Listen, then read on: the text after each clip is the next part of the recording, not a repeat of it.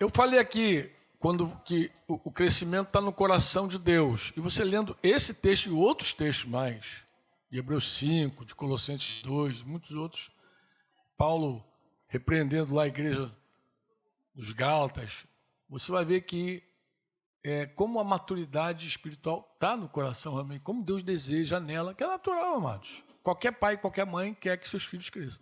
Em tudo. Intelectualmente, emocionalmente, tudo. Voltando aqui para Efésios, eu quero dar uma notinha especial para vocês aqui. Vamos nós? Eu queria explorar uma palavra que há muitos anos, nosso querido Jorge Michan, ele começou a nos ensinar que esses ministérios que são doados à igreja, apóstolo, profeta, evangelista, pastor e mestre, eles fazem um trabalho que a gente falou aqui. Eu até citei, falei que a ideia é aperfeiçoar, é tornar maduro, né? Mas o que significa a palavra aperfeiçoamento dos santos? O que na prática é? O que um pastor na prática faz? O que ele faz na prática? Aí, os alunos de Jorge Michan, que já ouviram Jorge Michan há muitos anos, talvez o Osto, Thalita vai lembrar, todo mundo vai lembrar que a palavra original aqui do versículo 12 é catartismos, ou catartismos, que é capacitação ou aperfeiçoamento, né? Mas você vê que tanto a palavra capacitação como aperfeiçoamento não é um fim em si mesmo. Quem capacita, capacita para um fim. Quem aperfeiçoa, já está dizendo que você quer que a pessoa chegue a uma plenitude, quer que chegue em algum lugar. Então, é a palavra que tem um propósito. Mas o que Michan, naquele tempo, falava conosco? Ele achava-se muito interessante que essa palavra, né, catartismos, que tem relação, parece que o verbo é catartizo, que você estava falando, mas catartismos, ela aparece em vários outros textos das Escrituras. Por exemplo, quando os apóstolos estavam consertando a rede, ali a palavra é catartismos também, estavam consertando. Também diz que era a palavra militar. Como assim militar? Quando está formando soldado, formando recruta, aquela formação de soldados é catartismos. Então você treina, você equipa. Um dos irmãos, assim, um dos grupos de irmãos, gosta muito de traduzir essa palavra para equipar os santos. Ligou, né? Mas equipar os santos por causa justamente dessa linguagem militar. Você equipa os irmãos. Então, o trabalho dos apóstolos, profetas, evangelistas, pastores e mestres, no fundo, é equipar, corrigir, consertar, conectar pessoas, fazer o trabalho deles é esse, não é fazer o teu trabalho. O trabalho deles é um, o teu é outro. Mas para pensar na seguinte verdade: como é que alguém vai catartismos você? Como é que alguém vai ordenar a tua vida, equipar a tua vida, se você não sujeita a tua vida a ninguém? Então existe uma condicional aí. Por isso que eu falei que o desejo de crescer fundamentalmente tem que estar no teu coração. Você tem que anelar crescer. Você tem que desejar crescer. Você tem que, de todo o teu coração, querer muito crescer. Eu quero muito crescer. Por quê? Porque não tem como alguém ordenar a tua vida, equipar a tua vida. Não tem como alguém catartismos a tua vida se você não é submisso. Você tem que submeter a tua vida e dizer: olha, ordena a minha vida. Eu quero um discipulado real. Assim é. Você vai ver esses ministérios atuando quando você se sujeita a isso. Alguém poderia dizer assim: mas, pô, Franco, É tão bom ser criança. Vou ficar menininha a vida inteira. Não, amado, é tão ruim ser criança a vida inteira. Criança é uma fase da vida. Mas numa comunidade de discípulos, aí é a segunda verdade que eu coloco no livro. É a segunda verdade, Franco. Imaturidade espiritual, se eu definir, é a causa de muitos problemas na igreja. Imaturidade espiritual é a causa de muitos problemas na igreja. O que me inspirou a essa frase? Porque, para pensar, eu estou escrevendo aqui para pastores, para líderes, gente que trabalha com a igreja. E eu queria mostrar para os irmãos que, por um lado, o pastor pode ser paternalista, querer todo mundo criança. Tá bom, é isso que você quer, dá teu jeito. Mas, com certeza, ele vai reunir muitos problemas debaixo do apacento dele. Muitos problemas. Muitos. Isso aqui é um pouquinho... Esse capítulo aqui é um pouco daquilo que startou o livro Paternidade Espiritual. Na verdade, foi essa segunda verdade aqui que moveu o meu coração a escrever Paternidade Espiritual. Entendeu? E eu começo a contar a minha história na paternidade espiritual, contando a minha história com meu pai. Porque em um dado momento da minha vida, eu achei que não ter pai era legal. Era menos um para me amolar. Menos um para se meter na minha vida, menos um para ficar me dizendo o que eu tinha que fazer. Então, eu curtia não ter pai. Me converti, Deus começou a obra na minha vida, e quando Jesus entrou, aí eu vi o contrário. Eu vi como foi ruim não ter um pai. Foi por isso que eu busquei meu pai, foi por isso que eu fiz um capítulo. Como foi ruim não ter um pai. Como foi péssimo para mim não ter um pai. Alguém dizendo para mim algumas coisas que eu precisava ouvir. Como foi ruim. Mas buscando aqui animar os pastores, o que eu fiz, irmãos?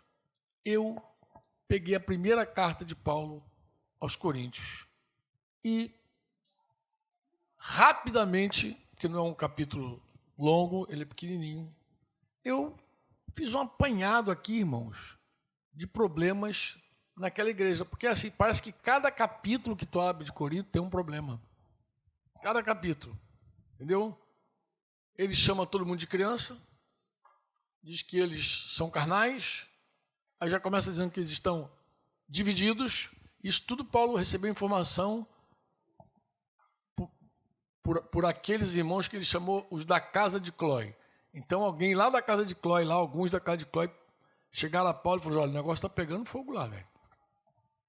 E começou a contar tudo que estava acontecendo na igreja para Paulo. E Paulo, então, começa com o diagnóstico dele. Ele diz: olha, vocês são crianças. Estão tomando leitinho ainda. Começa o diagnóstico. E aí começa a mostrar as evidências desse diagnóstico. Por que eu estou chamando vocês de crianças? Número 1, vocês brigam entre vocês, estão divididos. Isso já acabou. Aí, mas acabou aí no capítulo 1. Não, meu irmão, que é isso? Só Jesus na casa, meu irmão. Você vai... Aí eu vou colocando aqui, cada capítulo eu vou apresentando uma desgraça daquela igreja. Imoralidade sexual, sem trato. Os irmãos tinham um problema entre eles, levavam no tribunal do homem para julgar, do homem, da justiça humana para julgar. Vamos processar. Isso é caso. Aí Paulo vai descrevendo tudo isso aqui, todos esses problemas. Olha, os irmãos eram tão carnais que eles brigavam até por causa dos dons espirituais. Uns ficavam ensoberbecidos porque tinham mais dons, outros se sentiam menor porque não tinham.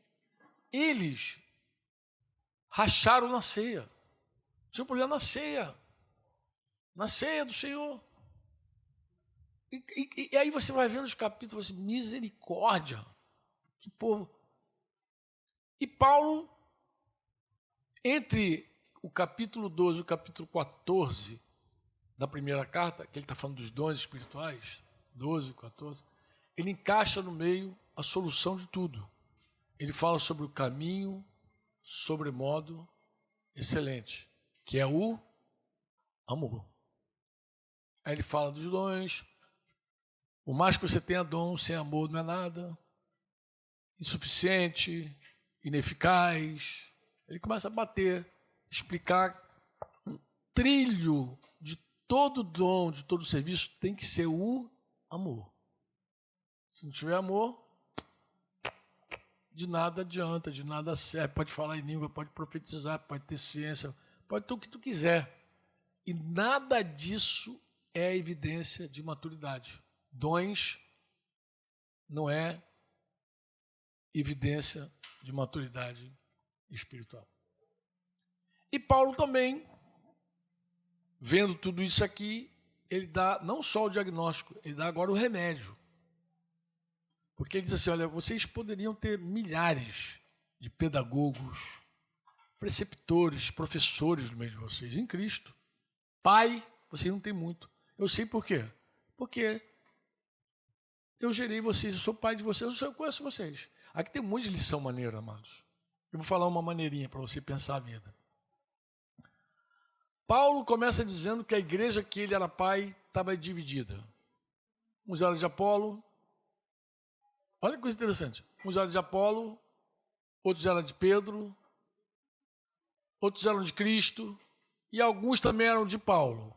Vocês concordam comigo? Está lá escrito ou não? Mas você já reparou que Paulo não deixou de amar aquela igreja, de servir aquela igreja e dizer que é o pai dela? Você reparou isso já? Não? Ele falou, vocês estão divididos, mas eu sou o pai de vocês, pô. Porque, de verdade, olha, quando eu vi isso a primeira vez, eu falei, cara, eu teria me sentido tão rejeitado, eu ia fugir dali.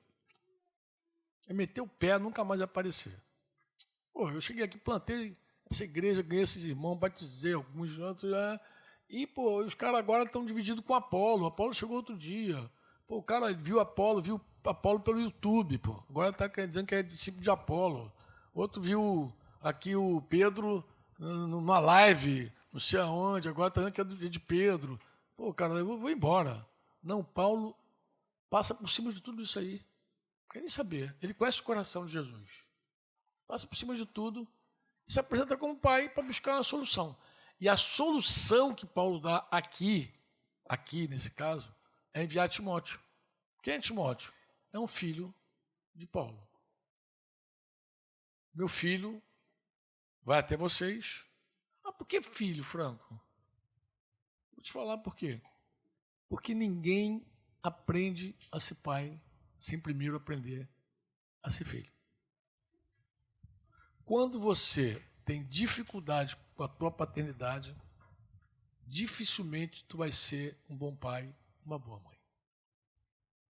Você primeiro aprende a ser filho, depois aprende a ser pai. Timóteo me viu, depois escrevendo a Timóteo, ele vai dizer a Timóteo, aquilo que você ouviu de mim, aquilo que você viu em mim, viu, ouviu, assistiu, conviveu, isso você transmite a homens fiéis e idôneos, e esses a outros. Então não é simplesmente o ensino apostílico, era apostólico mesmo, tinha modelo. Timóteo viu em Paulo um modelo, uma referência. Ele viu e podia pegar aquela referência e reproduzir.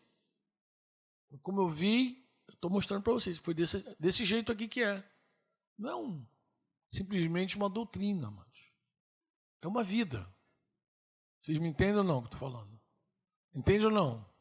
Ih, Jesus! Dá café para essa galera, Senhor. Por que nessa frase parece estranha? Imaturidade espiritual é a causa de muitos problemas na igreja. Por quê? O que eu quero dizer com isso? Eu queria acordar os pastores, eu queria despertar os pastores, não com café. Eu queria despertá-los para a seguinte verdade, de que se uma igreja ficar imatura, eles serão as primeiras vítimas dessa igreja imatura. Porque em algum momento tudo isso vai explodir, como explodiu lá em Corinto. Explodiu e Paulo falou com eles no capítulo 5 assim, ó, vocês deviam estar envergonhados. Aquele caso lá daquele garoto que deitava com a madrasta e os caras não faziam nada. Uma vida totalmente desaguada. Vocês deviam ter vergonha. E não tem. Então, eu queria fazer um apelo aos pastores com esse capítulo. Qual é, Franco? Irmãos, se a igreja não cresce, vocês vão colher problemas. Se a igreja amadurece, vocês vão colher bênçãos. Vocês vão colher bênção. Como eu falei, 5 Jesus numa sala não brigam. Se uma igreja cresce, você tem unidade. Se uma igreja cresce, você tem até quantidade, mas com qualidade. Se a igreja ficar tacanha, não tem nenhum problema. Embora ela pode até inchar. Mas eu te falo, filho, e a igreja de Corinto era numerosa, tá, amados? Eu te falo, em algum momento, isso explode. Isso explode. Porque, assim, o projeto de Deus, e quero terminar aqui com você assim, ó. Pay attention, please. O projeto de Deus é a igreja, não é uma torre de Babel. São 2 construções. A torre, ela é edificada no vale. A igreja é edificada no monte. A torre, você desce, os tijolinhos estão formatadinhos, mas qualquer coisa você é ladeira abaixo. A igreja é ladeira acima. A torre, ela foi feita com tijolos formatados, é uma franquia.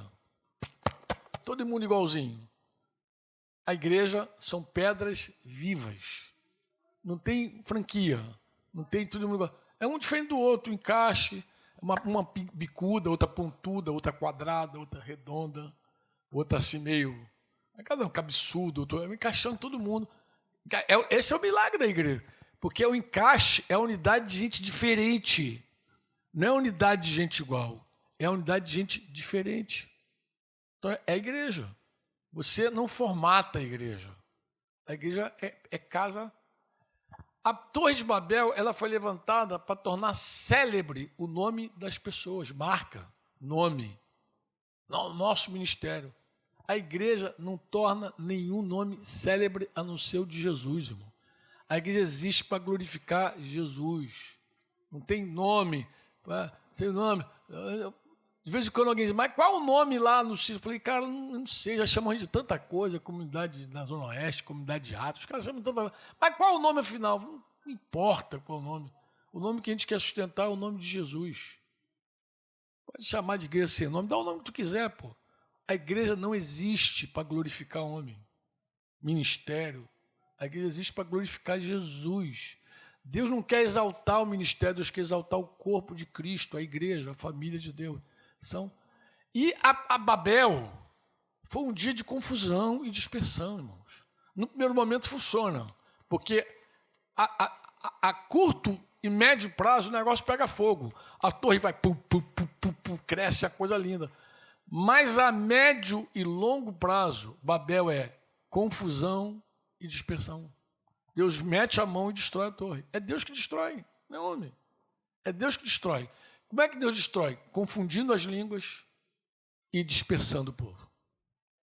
Isso é uma obra babilônica, diz Deus, o Senhor diz. Mas por que babilônica, Franco? Porque é para o homem. É do homem, é para o homem. A obra de Deus não tem glória humana. Não tem intocável. Não tem nada. É a obra de Deus, pô. Então Deus vem, a curto prazo, funciona lindo. Porque a Torre de Babel, até papai ficou impressionado. Pô, os caras estão metendo bronca, meu. Estão trabalhando, esse negócio está bonito, tá? Mas vamos atrapalhar, vamos acabar com isso e confundir as línguas. O dia que a igreja nasceu, irmãos, o Espírito Santo veio sobre a igreja, os discípulos estavam lá, e todos começaram a falar em outras línguas. Mas de forma espetacular e sobrenatural, as pessoas que estavam ali entenderam o que eles estavam falando. Então, Babel foi o dia de confundir as línguas. O Pentecostes foi o dia que Deus trouxe para fazer todas as línguas serem entendidas. Amém ou não? Todos os judeus de todas as nações debaixo do céu estavam concentrados lá em Jerusalém. E quando o Espírito Santo veio sobre a igreja, cada um que estava ali falou, aqueles pé de pescador lá, todo furadinho lá de ostra, que eles começaram a falar em outras línguas, idiomas que eles nunca falaram na vida. E os nativos, os caras que vieram de fora, entenderam claramente. Então, a igreja é um lugar de compreensão. Compreensão, amém? O que é outra diferença que você pode, é outro paralelo que você pode traçar entre a igreja e a Torre de Babel, é o seguinte, que a Torre de Babel ela foi destruída, mas aí Jesus falou uma coisa muito tremenda sobre a igreja.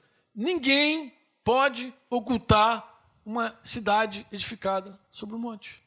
Tem uma hora que ela brilha e todo mundo vê. Uma igreja verdadeira, madura, edificada nos vínculos, nos relacionamentos, conforme a Bíblia manda, ordena. Muita gente não quer porque dá trabalho. Relacionamento cansa a alma. Mas, meu amado, vai chegar uma hora que essa igreja vai ascender como uma cidade sobre o monte. E sabe o que vai acontecer? Ninguém vai deixar de ver e notar. Foi meu apelo para os irmãos domingo aqui de Pôr da Folha. Vocês estavam aqui. Aqui tem que ter uma igreja edificada, de verdade, na junta.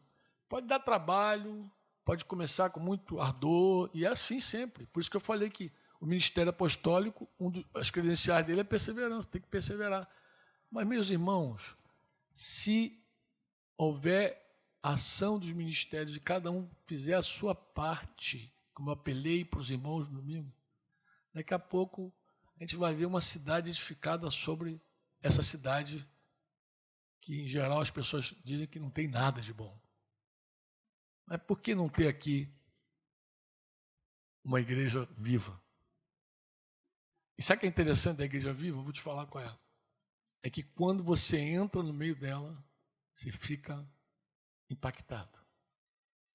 Você percebe algo diferente. Por que são diferentes? O que tem diferente em vocês? O que é diferente? Assim, igreja que se relaciona, igreja que vive a palavra do Senhor. Comete erro como qualquer igreja, mas ela é corrigida com amor, seguindo a verdade em amor. Ela começa, então, a crescer o crescimento que Deus dá. E aí, no meio deles, também tu vai encontrar gente mais madura, mais parecida com Jesus. Eu digo, mas por que fulano é mais parecido? Não tem nada normal. Isso é normal. Normal de uma igreja é que tenha gente madura. Irmãos falando a mesma língua, que amam a unidade da igreja. Amém? Que amam as vidas perdidas, mas que, sobretudo, amam o Senhor e quer a vontade dele. Amém ou não amém? Então, o meu apelo era esse. Eu falei, pastor, coloca o olho em Corinto e você vai ver que não vale a pena ter uma igreja de meninos. Não vale a pena. Você não está cooperando com aquilo que está no coração de Deus. Nós precisamos de pais espirituais. Aí, o paternidade espiritual nasceu por isso. Era um apelo. Sigo no meu apelo, tu vê, né? Agora eu escrevi Vocacionados, um livro. Mais uma vez falando para os pastores. Mais uma vez falando para os pastores. Falando o quê, Franco? Falando sobre a importância deles trabalharem segundo o padrão de Deus, para que a igreja trabalhe também, não é que ela fique consumista, que ela trabalhe também e que ela cresça o crescimento que só Deus pode dar.